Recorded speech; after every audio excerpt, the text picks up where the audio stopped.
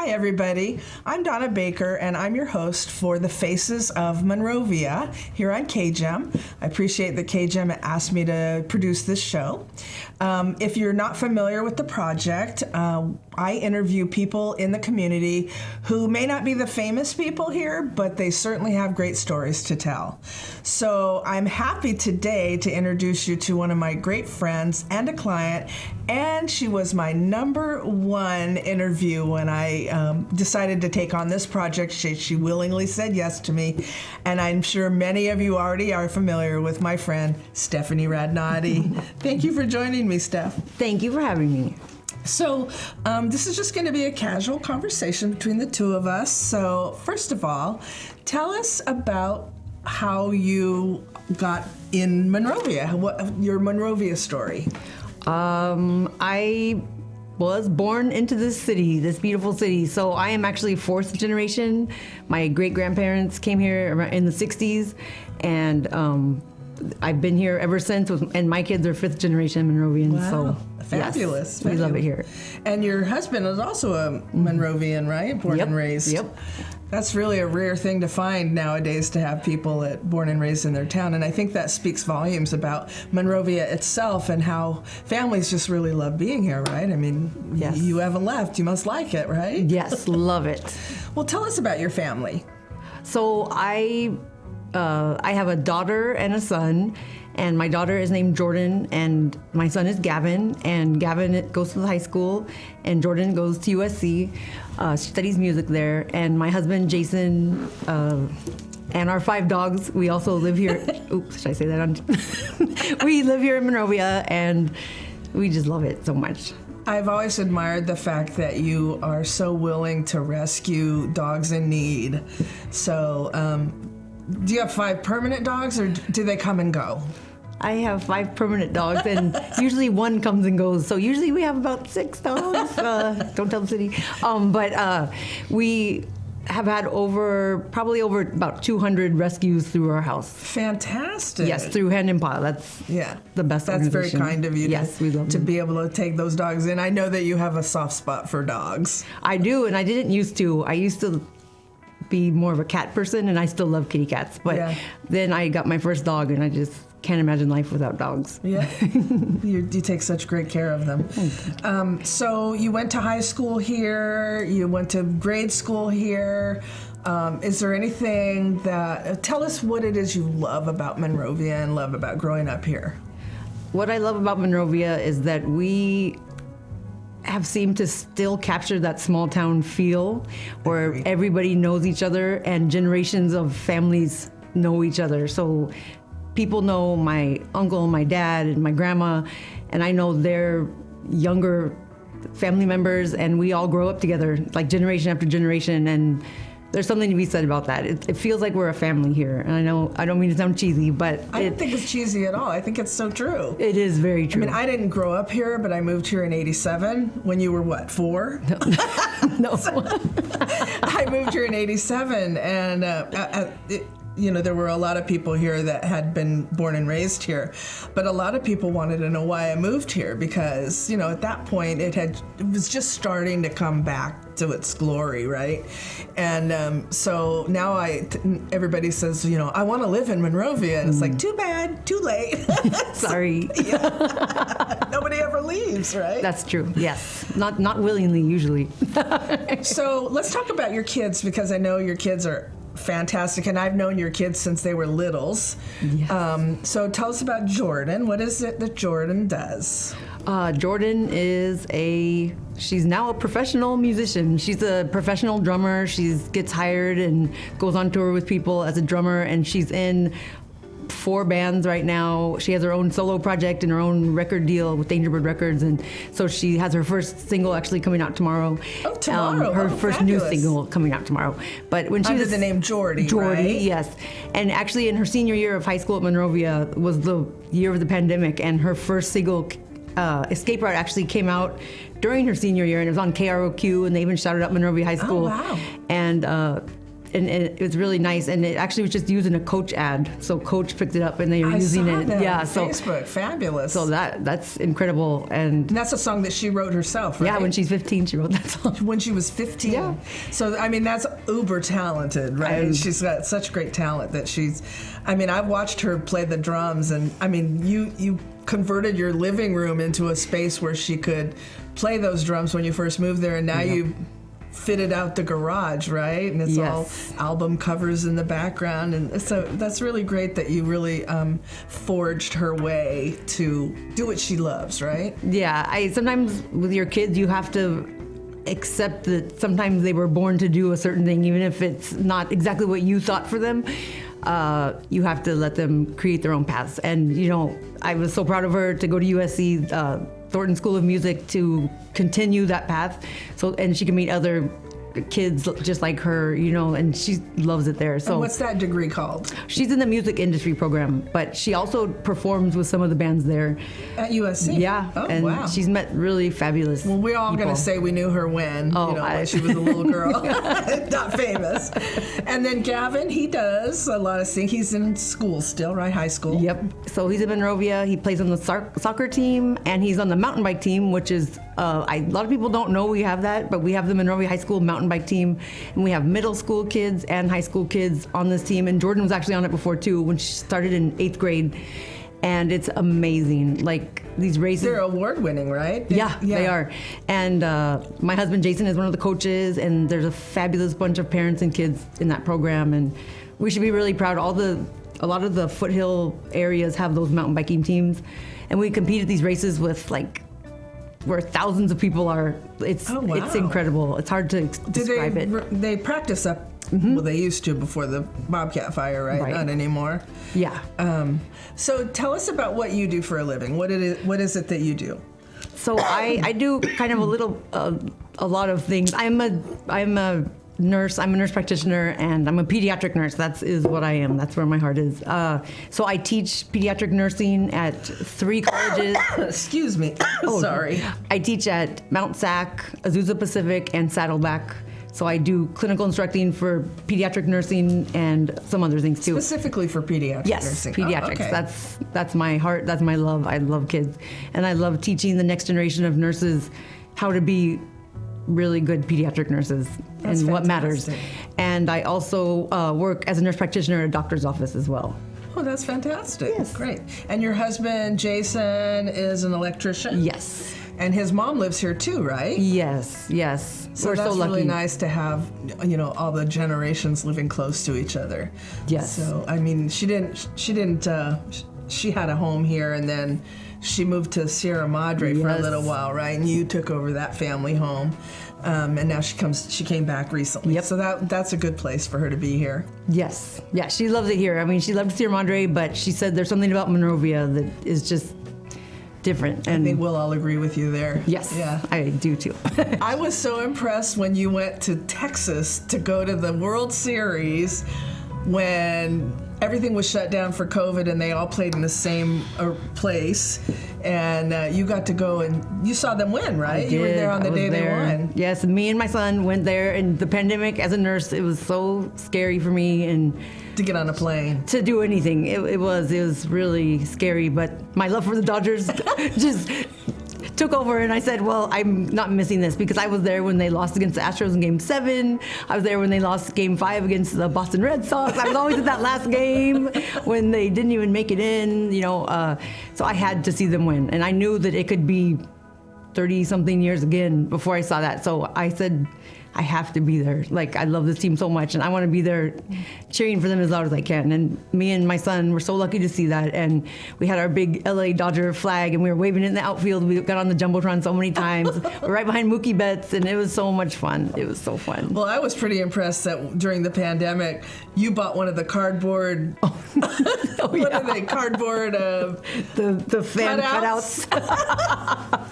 that You have those in your garage now, Yep, right? yep. So, I mean, I was so tempted to do that. I'm a huge Dodger fan, as you Yes, know. yes. But not quite as big of a fan as you. Oh, I don't know about that.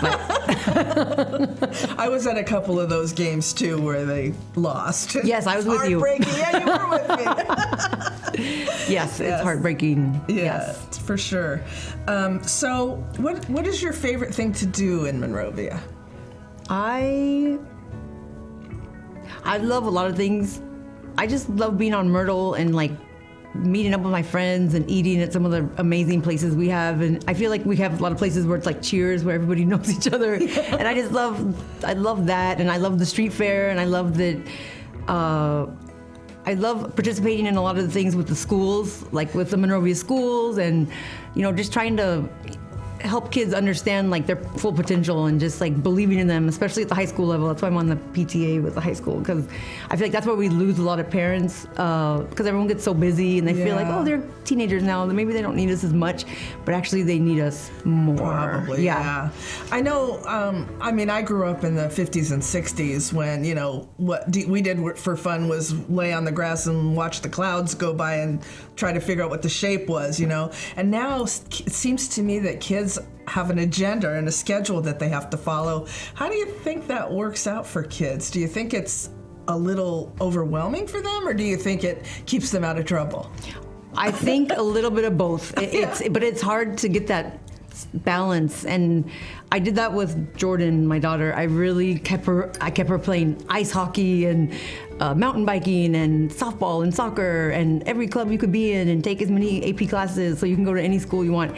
But I do have to say that that's too much for kids sometimes, and you might not see it right at that moment, but you might see it later, and so you have to just trust kids sometimes when they're telling you it's too much, and really look for those signs, because I feel like a lot of us want to push our kids to their full potential, but sometimes we can like overdo it. And so you just have to really listen to kids and what their emotional state is, because that matters more than anything. Absolutely. Yeah. I think that a lot of parents, are living vicariously through their children. And so, like my brother, for instance, he wanted to be a football player, but he got hurt and he couldn't play football. So when his kids got to that age, he pushed them into football, right? And you could tell they didn't like it, but they did it because of their dad. So it's good that you don't insist that they continue if it's something that they're not feeling right about, right? I mean, Right. Kids know that they fit in there or they don't fit in there. Also, you're hockey fans too, right? Yes. Good. Yes. Yes, we are hockey fans, and actually Jordan used to play ice hockey for the LA Kings girls team. She's one of the first older girls that played on, and they're just a fantastic organization. They really promote hockey for everybody, and I really love that. And she played in the Pasadena Maple Leafs with boys. She was a goalie on an all-boys team.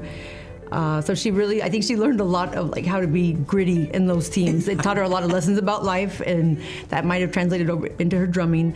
But yeah, everybody, it was a really great experience. We love hockey. We love the LA Kings. Yes. I know you were pretty disappointed to hear the news that Joel Quick was. Yes, Jonathan Quick. That is Jonathan, Yes, I'm sorry. he's the reason that Jordan became a goalie, because we were at a softball tournament. We watched them win the Stanley Cup that day in a little pizza place, and she said, "Mom, I want to be a hockey goalie." And I said, "Do girls play hockey? I didn't even know. I'm sorry, I'm ignorant." I'm like, "We're in California. Do people play hockey here? I don't know." And she's like, "Yes, they do, and I'm going to find out." And she never, for a whole year, she bugged me until we let her play. And she did, and it was fantastic. I mean, I've met a few hockey players, and they don't have any teeth, most of them. So that's kind of scary for a little girl. Yes, and but being a goalie with a bunch of boys in front of you, they were like a bunch of big brothers, and when people would come at her, they would just drop them fast. Oh, they always were very protective of her, especially when she was in goal. So it was really nice. That's good. Yes, it was.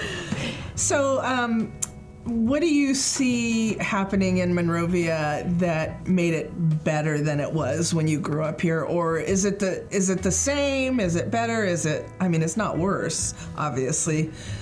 What do you see that you think Monrovia has accomplished since you were a little kid here? I feel like we've really accomplished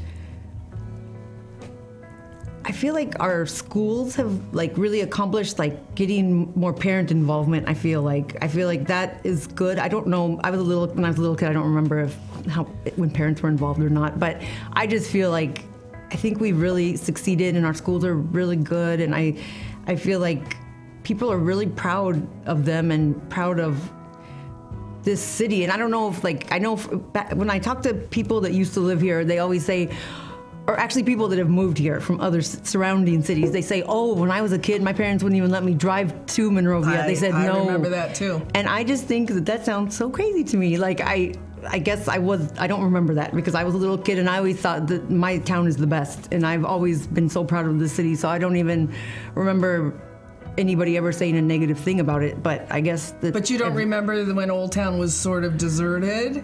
I guess I was pretty little to notice. Yeah, but I remember driving through here in the 70s and the early 80s, and there was a lot of vacancies down in Old Town, and I mean, it was like ghost town down there, you know. Okay. And then in the 90s, it started to get more restaurants and more people coming down here, and the movie theater certainly helped bring people into town because we had movie theater. When you were a kid, there was a movie theater here, right? The Crest? No, was it gone already? That was gone. That was gone. We didn't really have anything till the Krikorian. We had the AMC, right? Yeah, that's what we would go to that one. Yeah, and then Krikorian opened, and you know, that I think that brought a lot of people into town, because I remember Dave and I sitting in Cafe Mundial watching people go by, and we would be there on a Saturday night, and there would be nobody in Old Town. And now you go down to Old Town, and it's just like packed with people. Yes, all through the weekend, day and night. Like morning and night. I know, people just all over the streets, and it's so cool to see that. It is cool. I know we have a lot of bars here too, so that keeps people busy at night. Yeah. And I feel like on Sunday morning you drive down Myrtle and there's just so many people, like they love the restaurants, and that's just fantastic. Yeah, I love it. For sure. I know that we had a lot of challenges during the pandemic with all of our restaurants, and I was really pleased to see so many people here in town continue to patronize the restaurants while they were shut down. Basically, I mean, like 38 Degrees was pushing on Facebook every day that you could come and get dinner to go, or you know, people were delivering food, and I thought that was really great that we all sort of went out of our way to make sure our restaurant stayed in business. So that was good. So what do you like to do for fun? I like to go to those sports games of my teams that I love, and concerts are my favorite thing. I love music, and I go to so many concerts. And I have a little group of friends that we just love concerts. Like we all understand like how important music is, and like I think we all feel it on the deep level together. So a lot of us like to go to the same concerts together. So it's just been such a gift, and we have gone to some pretty special concerts together that I will never forget. And they're so nice. They always make sure that my daughter is included, since music is pretty much her life too. They're so nice, and concerts are my favorite. I feel like just in my element. I love music so much. I went to my first concert when I was 11 years old, and And who'd you see? The Ramones. The Ramones? Yeah. I begged my mom. That's a hell of a first concert. I know. Like, Mom, please, I really want to go to this concert. Because I watched Rock and Roll High School. I used to watch it on Channel 5 every weekend. I'm like, Mom, I want to see this concert. They're coming. And she's like, okay. So she had no idea who the Ramones were. No, she did. She did. She liked them too, but I was like fanatical. I'm like, please, I really want to see this. And she's like, okay. So she did. And that's one of the biggest gifts that she ever gave me. And I tell her that all the time. And so for my daughter, I took her when she was 7 years old to her first concert. She didn't ask to go to it, but she fell asleep there. But she fell asleep? Yeah, at the Brian Setzer Orchestra. So I mean, I guess 7's a little young, but I wanted to expose her to music because it means so much to me. So obviously it means something to her too. So yeah, I was pretty shy growing up, believe it or not, and music was my life. I mean, I sat in my room and listened to the Beatles and the Rolling Stones and all the '60s groups that came out, the British English. What do they call that? The British invasion, yeah. Right? So, so I get that music sort of guides you through your life, I think. Who's your favorite band?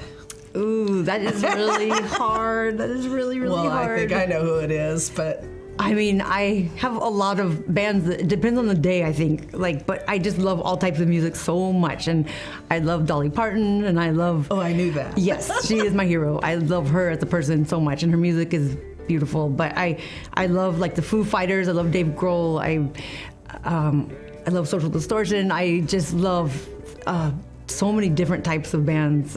Prince is amazing. Like everything. Like if you look at my wall when my daughter makes her little videos, all the different albums are so different. There's like Tina Turner and everything. Tom Petty. Yeah. And My everything. That's awesome. iPod. I sound really old.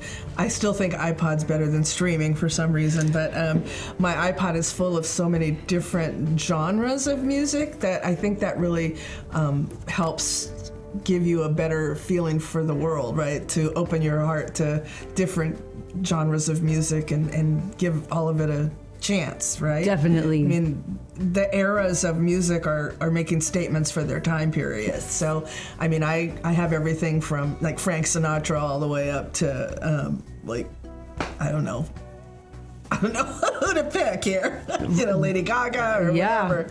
So you have a very broad range of music likes too. Yes, and I really attribute that to growing up in Monrovia since I'm a little kid, because we have so many different cultures here in Monrovia, and it's like we all kind of like start liking all of that stuff because like in high school, like people like rap, they like rock, they like punk, they like everything, and so that's just the music that we grew up with, and that becomes part of us. And so I love rap, I love everything, I really do, and it's pretty eclectic. And I think maybe not everybody that doesn't get to grow up in such a diverse community, maybe they don't have that, but I do, and that's another reason I love Monrovia so much. Yeah, me too. There was one question I had for you, and it just went in and out of my head. This is what happens when you get old. So, where's the best place that you have ever been? I love Hawaii. I feel like I haven't been a lot of places, but Hawaii, I feel like so peaceful there. Like you have to kind of slow down, which I feel like that's hard to do here on the mainland. It is. Because I'm so busy and I feel like there's always something you have to be doing, but there it's not. Their way of life is way more laid back, and I just really admire that. And they really do live aloha, and I love that. I think more people should live like that. What island have you been to? Kauai, Maui, and the Big Island. Yeah. And which one is your favorite? Ooh, I like them all so much. They all have a different thing to offer, right? I mean, I love the Big Island. There's so much. It's like everything is there. It's so different from one side to the other. I was shocked when I went there. Yeah, me too.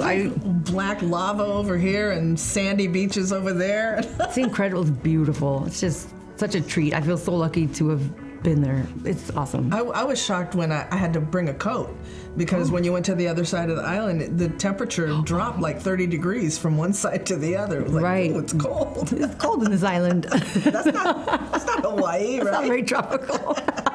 So what are your favorite restaurants in town? Where do you like to go when you go out with your husband for a romantic dinner? And where do you like to go when you have your kids with you? We love Basin. I think that is a crowd pleaser. We Basin go over, 141? Yeah, Basin 141. We love that. We love Senna. We love Market Grill. We love Market Grill. We love Tracy and Alex. To see that's so going out sad. of business. Love Gym City. Always a good time there. And just such nice. It's like really down to earth and nice people there. And yeah, I think there's no restaurant that I don't like in Monrovia, to be honest with you. Just some we frequent more than others. And the new K-Chicken, that is really good. Is it? Yes, it's really good. I have not tried that place. My husband's half Korean, so we love Korean food. So we really like that place.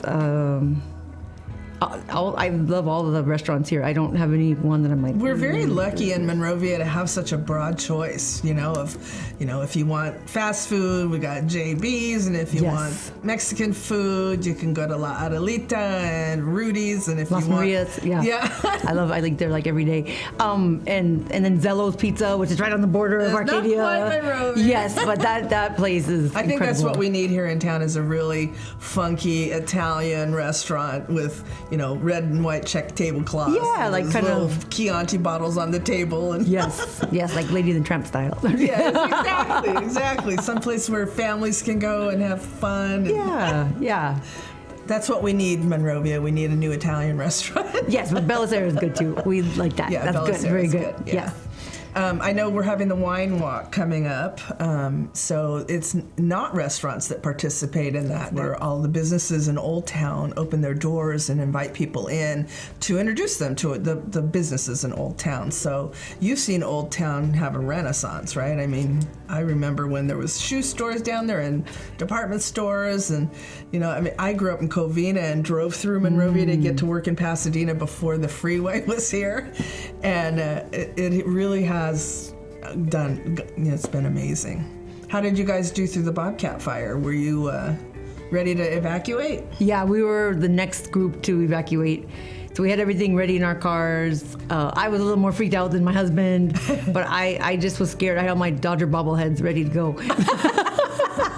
Everybody else takes their photos. Stephanie takes her bobbleheads. Yes, I had all these big boxes full of bobbleheads, but all my sports memorabilia, I'm like, no, I can't. And of course, my photos. But yes, we were close. And that fire, I mean, that was during COVID, like, right. Probably one of the hardest collective times any of us have probably had as a society. I agree. So we had not only COVID going on, and there was so much unrest in other areas too, and then that fire on top of it, and it just felt like such a hopeless time. And then to just watch like the fire come down so close, and then the air was so terrible, the quality, and we're all asthmatics at our house, so just to know, and then like we still have like effects of it when the wind blows, and so it's just like, wow, that was incredible. But I was driving up Myrtle the other day, I was coming up Mountain, and I was looking at our mountains up above us that had burned to black, and they're all green now. So it's really a beautiful sight to see our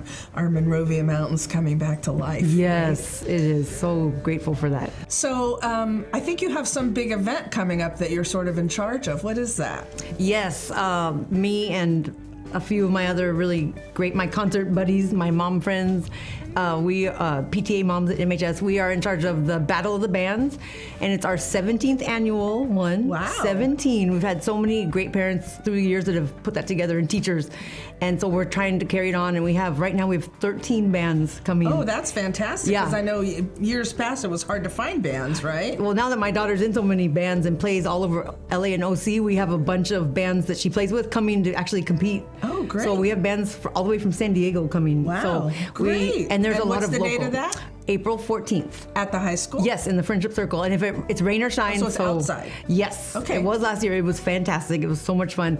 And so if it does rain, we will have it in the auditorium. So rain or shine. What time does it start? 6 o'clock. 6 o'clock? Yes. And it takes, about 5 hours? Last year it only took about a little bit over 3 hours. Okay. But we only had like 9 performances that time. And but then they get a trophy, or? Yeah, they win cash and a trophy, and they, bragging rights of winning. And do you have sponsor opportunities for people? yes, we do. If anybody is interested in that, we do have sponsor opportunities. We are auctioning off a signed Michael Anthony bass of Michael Anthony of Van Halen, and his brother is one of our judges, and he's so nice.